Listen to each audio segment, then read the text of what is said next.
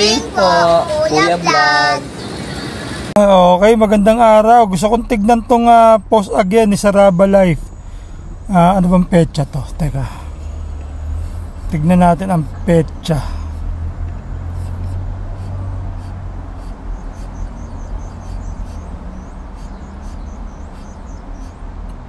So March 8, 2022. Tas tinagnya na naman yung People's Taliba, Philstar.com, Partido Federal ng Pilipinas, Radyo Inquirer Online. So nakalagay dito, mga kapatid,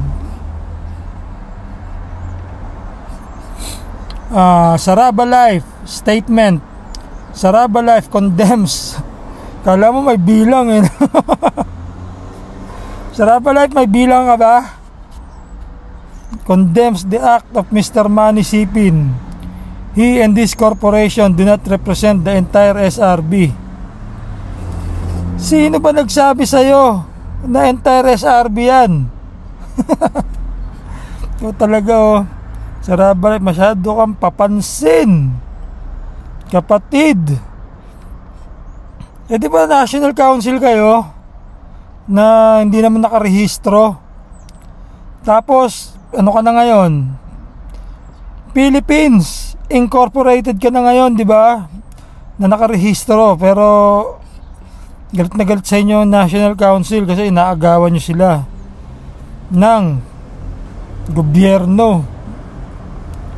We are all entitled to suffrage. Yung suffrage yun yung mga rights eh, sa pagboto, yung mga women's rights, mga ganon.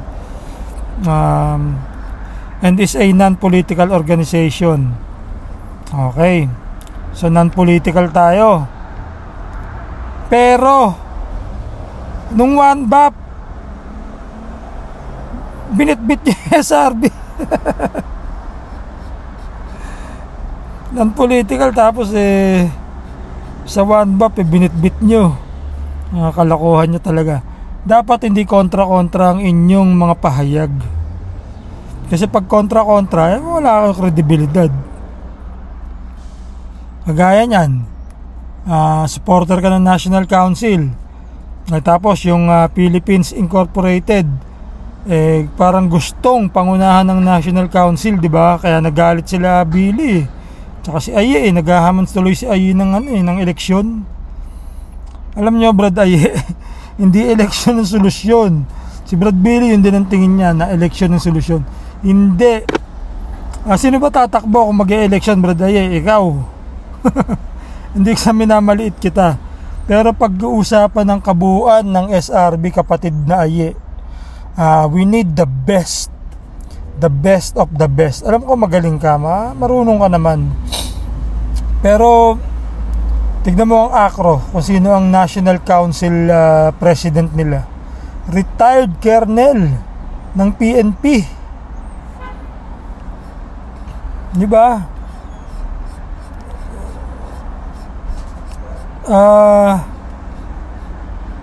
So yun, ito si Brad Saraba Life, lagi siyang naninira, pero tignan mo nawala. Missing si Saraba Life, missing face. Tapos sabi niya, involving the fraternity in politics on the national level is unacceptable, especially when you have a questionable membership and unauthorized group in SRB. Unauthorized nga nakalagay rito. Sino may sabi sa yung unauthorized kami? Paano kami naging unauthorized at saka questionable membership si Brad Indian? Baka ikaw nga tatakbo-takbo ka ng pratwar eh. Baka pag may humahabol sa'yo, baka nga nagtatago ka, papanggap kang hindi SRB pagka pratwar. Sila Brad India, mga nakikipagsaksakan yan. Tapos sasabihan mong peke. Ikaw talaga, questionable, sinasabi mo may katanungan. Hindi mo sinasabing peke, questionable. Mas questionable ka sa amin, Saraba Life. Tsaka mas mas unauthorized ka. Sino nag-authorize sa'yo maging ganito? Di ba? Ikaw talaga Saraba Life, makulit ka. Tapos ngayon nawawala ka. Oh, ano, nagbago ka na ba? Ayaw mo na sa National Council? Bakit?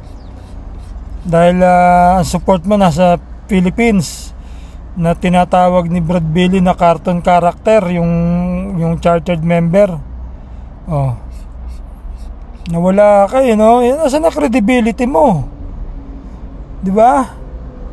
Credibility, napaka-importante sa ating kapati, sa mga organisasyon. Kredibilidad, lalo na manunulat ka, tas wala kang kredibilidad. Ay Diyos ko po, hindi ako galit sa iyo, hindi ako galit. Okay, we stand firm. Wow, ang sarap pakinggan. We stand firm for the National Council. Wow naman, Saraba Live, totoo ba yan?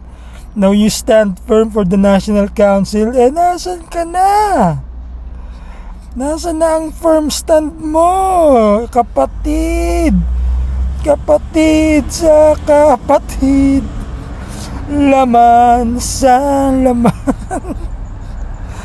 As it is the only true and only the one national government of SRB and shall represent the entire SRB. Paano i-represent? Hindi nga sila legal. Paano nila masasabing gobyerno sila? Para silang gobyerno sa bundok na hindi rehistrado sa gobyerno. Di ba? Saraba Live, naintindihan mo ba sinasabi ko? Do you understand the words that are coming out of my mouth? Sabi ni Chris Tucker kay Jackie Chan yan.